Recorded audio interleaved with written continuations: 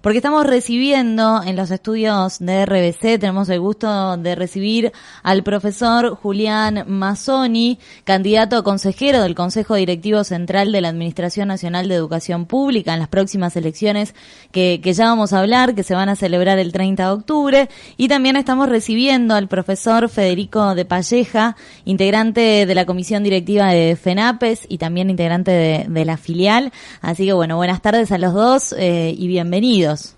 Bueno, muchas gracias, un saludo a la audiencia. Muchas gracias por la recepción.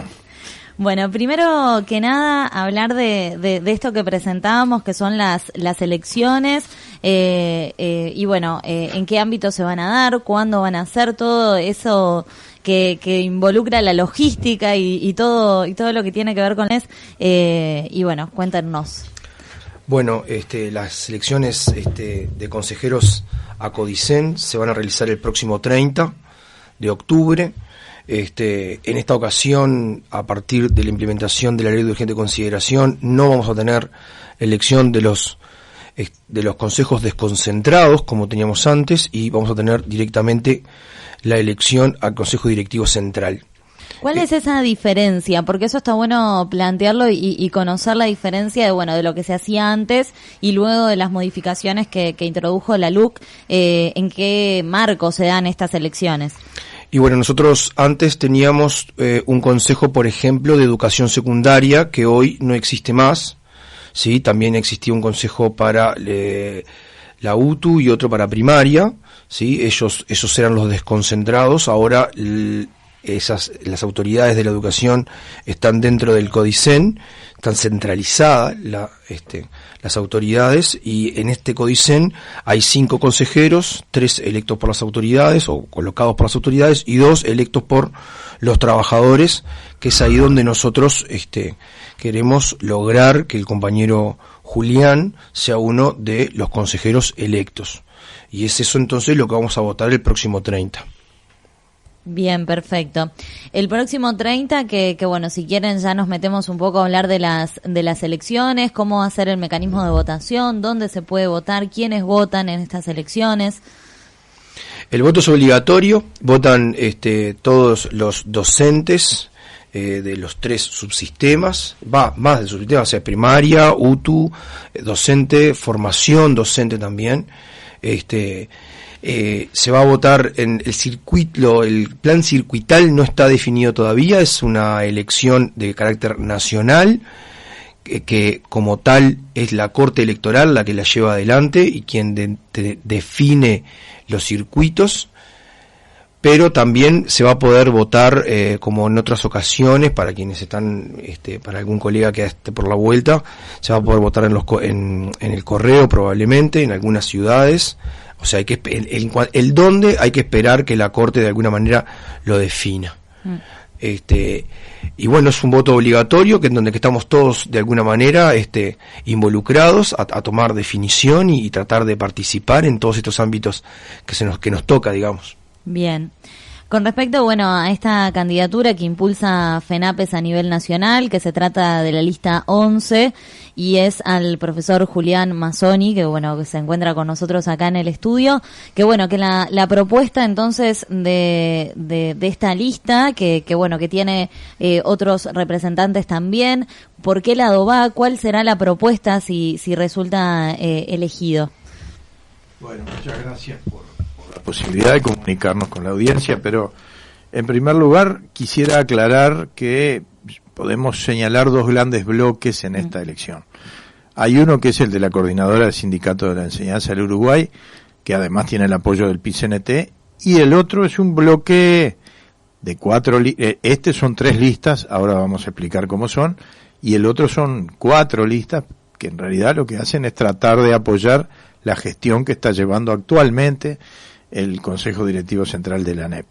Entonces, esto es la primer definición que deberíamos empezar a discutir. Si queremos seguir por el camino de la reducción de presupuesto, de la reducción salarial, por lo tanto, de la no participación, de la toma de decisiones sin consultar, de la prácticamente desaparición de las chances de que las asambleas técnico-docentes fijen posición y permitan ir dialogando, la persecución a algunos compañeros de nuestro sindicato, las libertades sindicales, esa es, digamos, por nuestro lado, la libertad de cátedra, es decir, nosotros decimos que este conglomerado de 3 listas es en defensa de la educación pública, así se llama nuestro lema, se acumulan en un lema.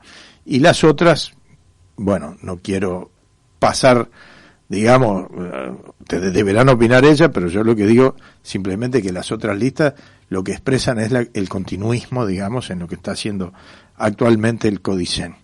Entonces, la coordinadora del Sindicato de la Enseñanza resolvió presentar 3 listas. Una es la lista 1, que encabeza el maestro Limber Santos, otra es la 11, que me toca encabezar a mí, y otra es la 30, que encabeza la maestra Daisy Iglesias. Hay 2 que son encabezadas por maestro y la tercera, o la segunda, digamos, en el orden de numérico es la que nos toca encabezar a nosotros. La plataforma tiene 4 ejes fundamentales: autonomía, cogobierno y participación, derecho a la educación pública de calidad, respeto y apoyo a la profesión docente, defensa y vigencia de la libertad sindical en el ámbito de la ANEP. Esta es nuestra propuesta, digamos, en grandes lineamientos. Después, obviamente, cada lista hace determinados énfasis. Nosotros estamos muy preocupados por la reforma que viene para la educación media, que comienza con una inconsulta reforma a los bachilleratos, que a nuestro juicio ya comienza con una ilegalidad, porque la ley de urgente consideración anuló o eliminó en 33 artículos de los 135, se eliminan cosas de la Ley General de Educación. Pero el artículo 70 no se eliminó, y el artículo 70 establece que antes de modificar planes y programas es preceptiva la consulta de la Asamblea Técnico-Docente. Hace 2 años, es obligatorio además que funcione la Asamblea Nacional Técnico-Docente una vez por año, y en realidad no ha sido convocada, con el pretexto de la pandemia, pero hay otras instancias en las cuales sí no hay pretexto y se convocan igual. Nosotros, una de las cosas que vamos a reclamar en todo este proceso es la participación, y la mejor forma de expresar la participación es a través de la Asamblea Técnica Docente, que se va a elegir el mismo día y en la misma elección que se eligen los consejeros. Nosotros necesitaremos, si somos consejeros electos, la recomendación permanente de la Asamblea Técnico Docente a los efectos de tener respaldo en una elaboración pedagógica participativa que no existe en este momento. A tal punto no existe que, por ejemplo, se toman decisiones arbitrarias como esta, que implicó modificar todo el proceso de cierre de los cursos. Y acá hay gente que dice, bueno, pero que no quieren laburar. No, no es eso. Hemos trabajado durante todo el año, hemos trabajado en la virtualidad, y todo el mundo sabe que en la virtualidad la inmensa mayoría de docentes dedicó mucho más tiempo y esfuerzo que si estuvieran en clases presenciales, y después seguimos trabajando en la presencialidad, y teníamos planificado el año de acuerdo a un reglamento de evaluación y pasaje de grado que también, por decisión inconsulta, el CODICEN ha decidido cambiar. Nosotros esto lo rechazamos y pensamos que si hubiéramos tenido presencia y participación no se hubiera tomado esta medida que ha sido tan rechazada. Y lamentablemente todas estas medidas son improvisadas, porque en realidad muchas veces hemos visto que primero las tiran por la prensa, no hay una resolución atrás y después modifican las resoluciones que dijeron. Todavía no sabemos si esta resolución, que implica que, como señalaron por ejemplo los maestros y maestras, que los directores y directoras de escuela van a terminar cerrando su actividad en enero, nunca ha pasado en la historia de la educación del Uruguay. Si estas cosas no pasarían si realmente hubiera una verdadera participación y se escuchara nuestros puntos de vista. No es por no trabajar, no es por eso, es simplemente porque uno planifica, y que, por ejemplo, en el caso de secundaria prácticamente eliminan un periodo de exámenes con esta medida, porque no se van a poder tomar exámenes en diciembre. Bien. Empezarán en febrero. Y además, todo el proceso de evaluación te lo modifican de un plumazo. En el caso mío, por ejemplo, que yo trabajo en 6º año, bajando 2 puntos la exigencia para exonerar los cursos. Yo doy matemáticas, soy profesor de matemática en el Liceo Fabini de la ciudad de Minas, el número 1, el liceo departamental, y tenía planificada la calificación de mis alumnos de tal manera que los que sacaran 8 exoneraban y los que sacaban 7 podían dar examen categoría B. Sí. Y para abajo categoría C. Bueno, ahora han decidido prácticamente que aquellos que tienen 6 exoneren el año. Y yo no digo, no es contra mis alumnos, pero uno hace un proceso de evaluación. Y ese proceso de evaluación exige el respeto del trabajo del docente, pero también del trabajo de los propios alumnos. Porque entonces los que realmente están con 8, 9 o 10, esos van a decir, bueno, ¿y por qué ahora vamos a exonerar todo? Entonces, esto tiene que ver mucho con ese proceso de participación que se nos ha negado.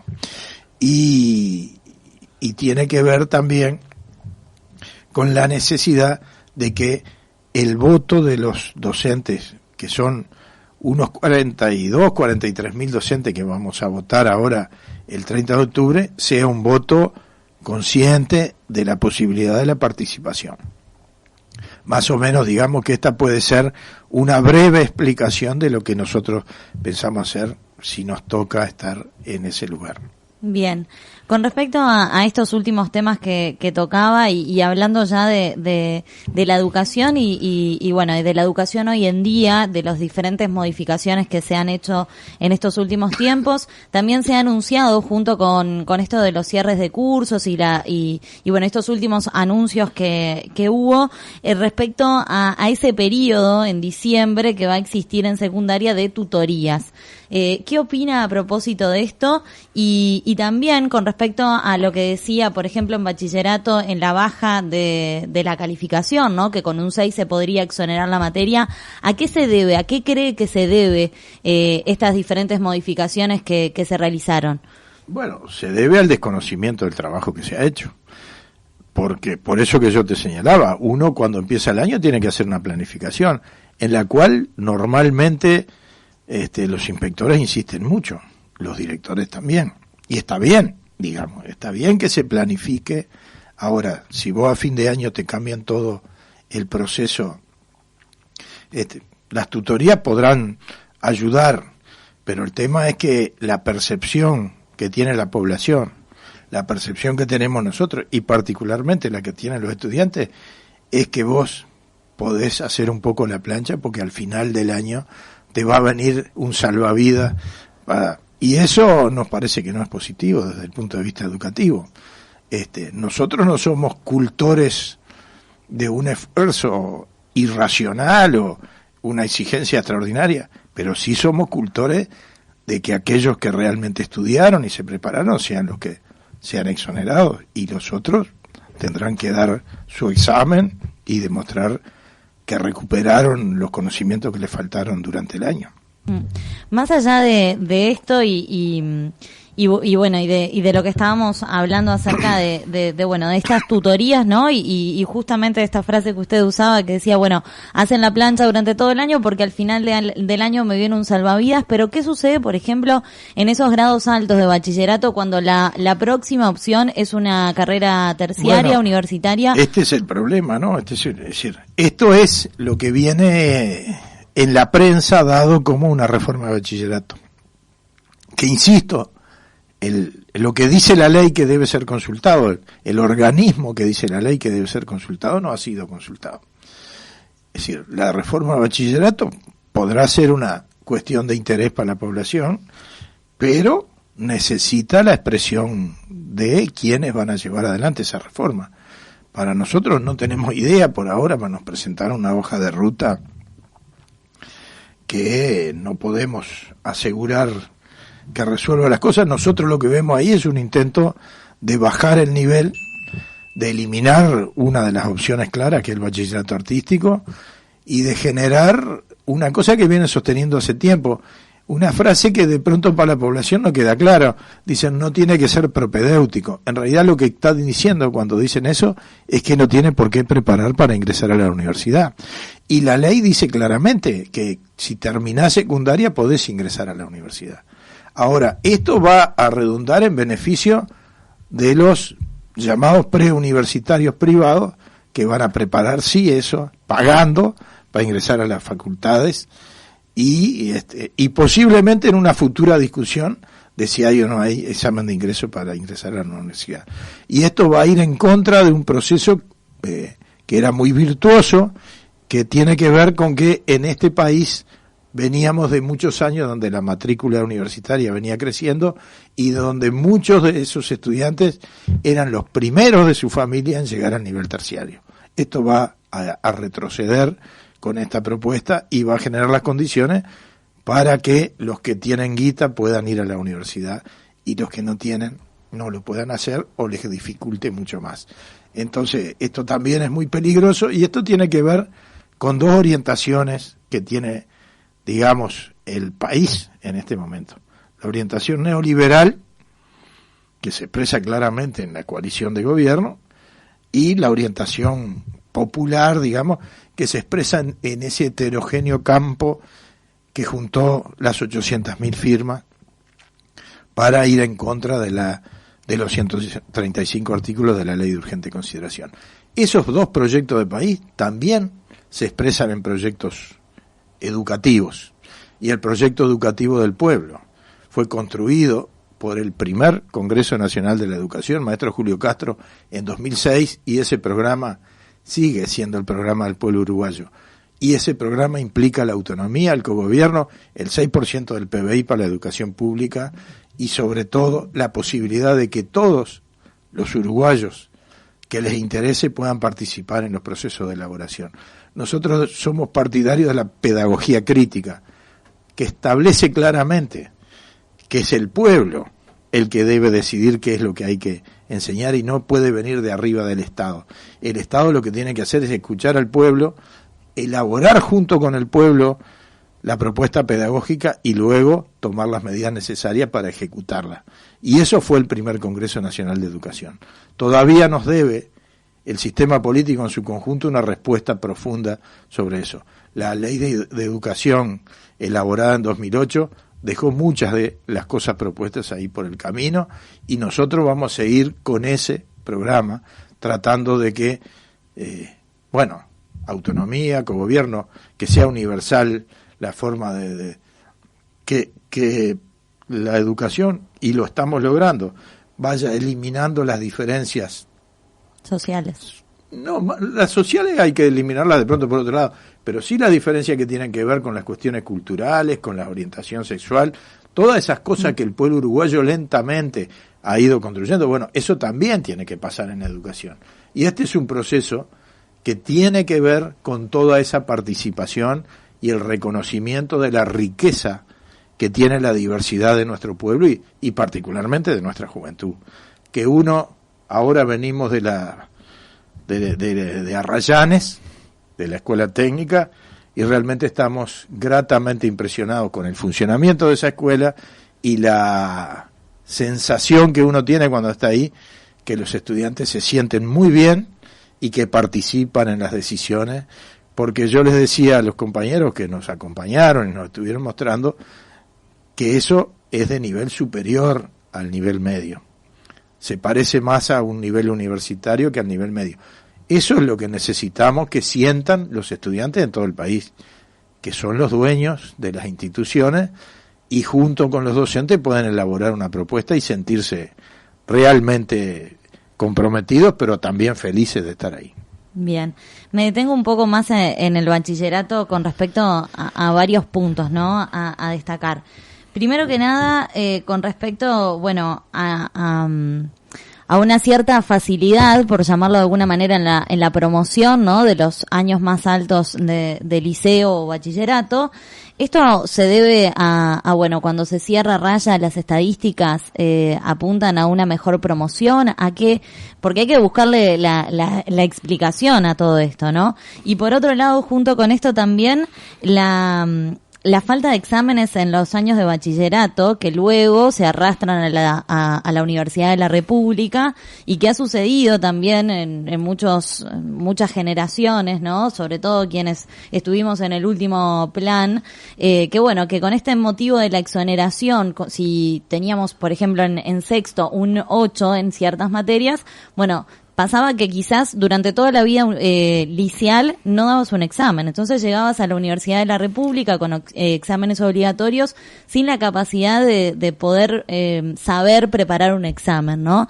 Entonces acá en base a todo esto vemos como una brecha más grande aún entre el liceo y la universidad, ¿no? Bueno, o niveles terciarios. Esta es una vieja discusión, ¿no? Es decir, de la instancia de evaluación y la instancia de aprendizaje que implica dar un examen. Bueno, esta es una discusión que la Asamblea Técnico Docente de Educación Secundaria trabajó muchísimo y hizo propuestas que se materializaron después en el reglamento de evaluación y pasaje de grado, porque había sectores que sostenían que había que de alguna manera generar un premio para aquellos estudiantes que habían estudiado más. Y bueno, algunos pensábamos que el premio era el conocimiento más que la propia nota, pero bueno, esta discusión va a seguir abierta. Ahora, en la medida que se baje cada vez más, cada vez va a ser más complejo esa situación del pasaje de la educación media a la terciaria. Eso es un problema importante el que tú señalas. Y tiene que ver también con una discusión que no hemos tenido, que tiene que ver con cómo el Codicen de la ANEP, o sea, el otro ente discute con el otro ente autónomo de la educación, que es la Universidad de la República. Las otras universidades, las que son privadas, harán lo que les parezca, con ciertos controles del Estado, pero harán lo que les parezca. Ahora la Universidad de la República, que es un ente autónomo, por suerte, sí cogobernado, también tendrá que dar sus puntos de vista. Y no se ha establecido un diálogo entre el Consejo Directivo Central de la ANEP y el Consejo Directivo Central de la Universidad de la República, muy superficial, porque lo que propone actualmente la ley de urgente consideración es prácticamente que el ministro coordine y el ministro decida y los demás tengan que acatar. Y esto es una clara violación a la autonomía que está establecida claramente en la Constitución de la República desde 1917 y que se concretó definitivamente en la reforma de 1952 y adquirió forma de ley en el año 1958 con la llamada Ley Orgánica de la Universidad de la República. Por otro lado, por ejemplo, primaria tiene una larga tradición de tener un consejo y de tratar los problemas educativos de manera autónoma desde los tiempos. Esto ya tiene mucho más de 100 años, viene desde los tiempos de José Pedro Varela.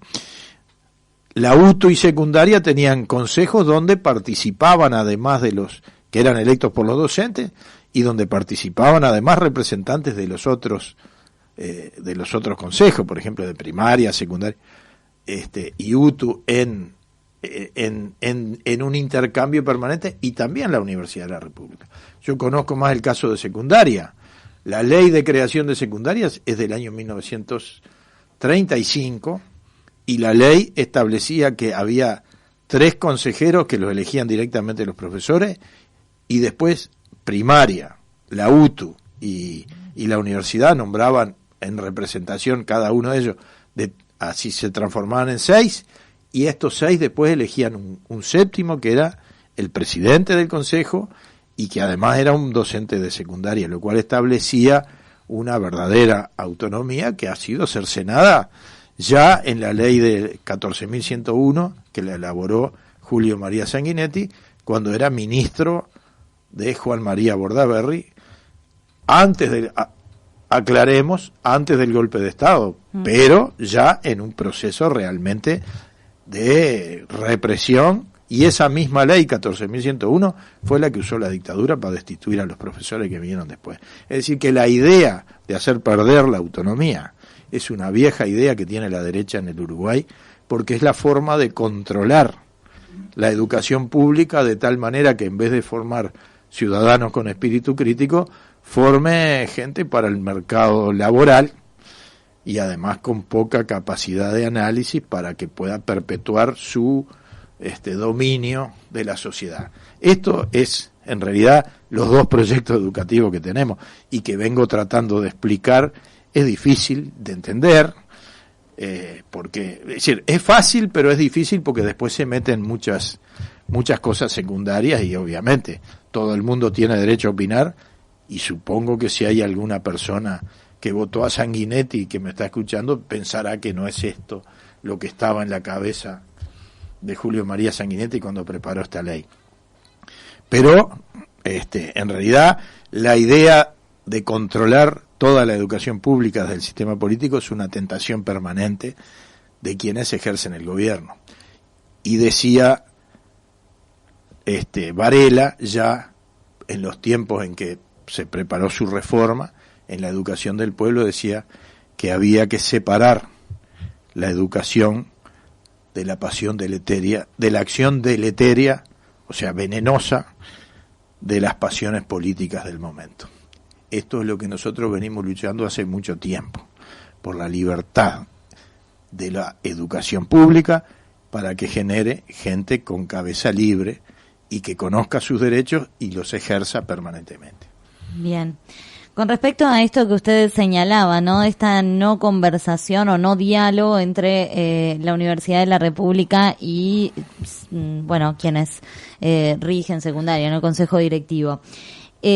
Parece, y le pregunto en realidad qué opina usted, ¿no? Sobre el anuncio de la Universidad de la República de la creación de la Facultad de Artes y por otro lado esta reforma que han anunciado en bachillerato, prácticamente de la eliminación del bachillerato artístico. ¿Cómo se explica que por un lado se abra una universidad, ¿no? de artes y por el otro lado se quite el bachillerato? Bueno, no se explica, no tiene explicación realmente. Una de las cosas que hace que uno tenga mucha confianza en la juventud nuestra y en nuestros estudiantes es la reacción que han tenido los estudiantes de bachillerato de todo el país y particularmente los de bachillerato artístico frente a estos anuncios que se han hecho. Todavía son anuncios y lamentablemente estamos demasiado acostumbrados últimamente a que tiran el famoso por si pasa. Bueno, yo espero que la reforma de bachillerato, así como está concebida, no pase.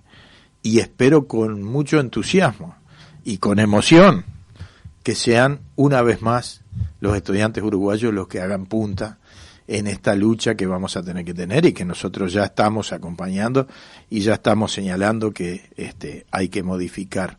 Esto va a afectar a toda la educación media, porque está bien que empiezan por lo que la derecha ha definido como uno de sus principales enemigos, que es la organización sindical y particularmente la organización sindical de secundaria. Yo no sé si tú prestaste atención cuando se empezó a discutir el tema de la LUC, cuando vieron que alcanzábamos la firma y que la Corte Electoral en poco tiempo va a estar certificando que las firmas están, Julio María Sanguinetti, que es aquel mismo que de la ley 14.101, dijo, si se deroga la LUC, vuelve Bonomi y vuelve FENAPES. Y nosotros nos anotamos esa cocarda. Si nos definen como la principal obstáculo, nosotros aceptamos el reto y trataremos de obstaculizar en el sentido democrático. No venimos a poner palos en la rueda, venimos a hacer una propuesta diferente que tiene que ver con una transformación mucho más profunda del país, en la cual la educación pública tiene que acompañar esa transformación. Por eso yo insisto tanto en el programa del primer Congreso Nacional de Educación, que yo recomiendo que se lea mucho. Bueno, no lo traje ahora, pero lo tengo ahí en el auto. Hay una página que es la declaración final, que es sin desperdicio, y hay que volver a leerlo una y otra vez para no perder el camino de la lucha y no entrar en las chiquitas y pensar en las cosas en grande. El maestro Miguel Soler, recientemente fallecido, centenario, maestro nacido en España, pero que es un maestro uruguayo, muy uruguayo, escribió en el año 1997 un artículo que se llama El Banco Mundial Metido a Educador. El Banco Mundial Metido a Educador porque en realidad toda esta generación de reformas educativas no las pensó la UNESCO, que es el organismo que se dedica a la ciencia y a la educación de las Naciones Unidas, sino que las pensó el Banco Mundial. Y luego el Banco Interamericano de Desarrollo las viabilizó en América Latina. Y cuando salió el documento del Banco Mundial, el maestro Soler, indignado, escribió esto que se llama el Banco Mundial Metido a Educador, donde lo que se hace es transformar la educación en una especie de servicio para que el sistema neoliberal pueda aprovechar la mano de obra que se forme en ese ámbito. Y nosotros no somos, los educadores, no somos formadores de mano de obra. La mano de obra tiene que tener conciencia, lo que somos generadores de conciencia. Y yo creo que una educación que genere hombres libres va a generar trabajadores muy buenos, pero que van a ser libres y que no van a estar dispuestos a someterse a los vaivenes del mercado, sino que van a estar siempre luchando por mejorar sus condiciones de vida y las de todo el pueblo. Y estos son los dos proyectos que están atrás. Bien, antes de finalizar, repasamos un poco, si quiere, acerca de las elecciones, la lista, reiteramos, quiénes los acompañan también. ¿Les parece hablar de eso para cerrar? No sé cuál de los dos. Bien. Yo igual es difícil hablar después de Julián con toda la cantidad de información que manda, pero me surgen un par de reflexiones sobre todo lo que hablábamos, que tiene que ver con el conjunto de contradicciones que se dan en educación secundaria, ¿no? Esto que tú decías, por un lado, tiran, por decir de una manera, o anuncian que van a cerrar los bachilleratos artísticos, y por el otro lado surge la universidad que va por ese lado, ¿no? Entonces, parece que, y ahora lo mismo, ¿no? Intentan como bajar el medidor para que los gurises de alguna manera puedan aprobar, pero después van a salir a cuestionar a los docentes porque no educamos lo que debíamos haber educado para que entren a la facultad. Entonces parece que quedamos como siempre enredados en esa red que nos pesca siempre, ¿no? Y que los rehenes son los estudiantes. Y que además tiene por rehenes a los estudiantes, exactamente. Esas son las cosas con las que hoy estamos todo el tiempo enfrentándonos de alguna manera, ¿no? Y bueno, nada, eso me quedaba como reflexión. En cuanto a la lista 11 que encabeza Julián, que es de las 3 listas que están dentro de la CESEU, la que tiene a un compañero de educación secundaria, y por eso FENAPES está aquí. Es una lista que tiene compañeros de UTU, como es Lilian Testa, y también de la Intergremial de Formación Docente, como es el caso de la compañera Fernanda Alanís, ahí va. También tenemos compañeros de primaria, como el compañero Limber Santos. Y de UTU, bueno, tú dijiste Fernanda Alanís, está el compañero también, Daniel De Vita. Exactamente. Y hay más compañeros de FENAPE, además de quien les habla, está Carlos Rivero, que además tiene una experiencia importante porque fue consejero, el último consejero electo por los trabajadores en el Consejo de Educación Secundaria. Está la compañera Marta Farías de Rivera. Una de las características de la lista es que tenemos gente de todo el país. Yo soy de La Valleja, el compañero de Vita es de Durazno, la compañera Fernanda Alanís es de Florida, Carlos es de Canelones, Marta es de Rivera. Entonces, y además te quiero decir que como nosotros estamos representados también FENAPES en las otras listas. Yo voy, además de como primero en esta lista, voy como segundo titular en las otras 2. Y el compañero, por ejemplo, que encabeza la lista 1, que es el compañero Limber Santos, va como suplente mío en esta lista. Es decir, nosotros queremos expresar la unidad pero los compañeros piensan que esta es una buena forma de tener un espectro más amplio y combatir una cosa que se dio en la elección pasada, que fue nefasta para los docentes de todo el país, que fue el voto en blanco. Gente que no se informó, que no le importó, o que pensaba que no valía la pena tener estos consejeros y que votó en blanco. Esta vez como que estamos revirtiendo la situación. Hemos hablado con gente que ya votó en blanco por razones, porque pensaban que no valía la pena y que ahora están decididos, porque en última instancia el país está un poco cambiado con la última elección nacional, y como que estas cosas que yo te señalaba, que teníamos 2 proyectos básicos, están más a la vista. Y además, una vez iniciadas las transformaciones que implican el cambio de gobierno, también se empezaron a ver la reducción salarial, la reducción de horas, 40.000 horas menos en secundaria, hay todavía como 6.000 cargos sin completar, hay muchas dificultades y bueno, ahora la gente la está viendo. Entonces creemos que ahora va a haber una expresión electoral más consciente, más profunda, y tenemos mucha esperanza de que las 3 listas de la CCU sumadas logren obtener los 2 cargos de consejeros docentes y ahí establecer un trabajo coordinado que nos permita de alguna manera por lo menos hacer llegar la voz nuestra, porque no vamos a ser minoría, pero tenemos que hacer un trabajo muy importante de hablar mucho con la gente, con nuestros compañeros, con los estudiantes, con los padres, de tal manera que la opción nuestra muestre su potencia. Y yo voy a aprovechar que estamos de locatario para agradecer también la candidatura de Julián, que es alguien que fue partícipe de la fundación de la filial Zona Oeste de Maldonado, que pertenece a una filial amiga como es La Valleja. Para nosotros está buenísimo que la lista 11 tenga tanta gente del interior. Nos parece sumamente importante poder descentralizar desde ahí también la educación, que es un debe que bueno, que si bien se viene mejorando, hay mucho también por recorrer.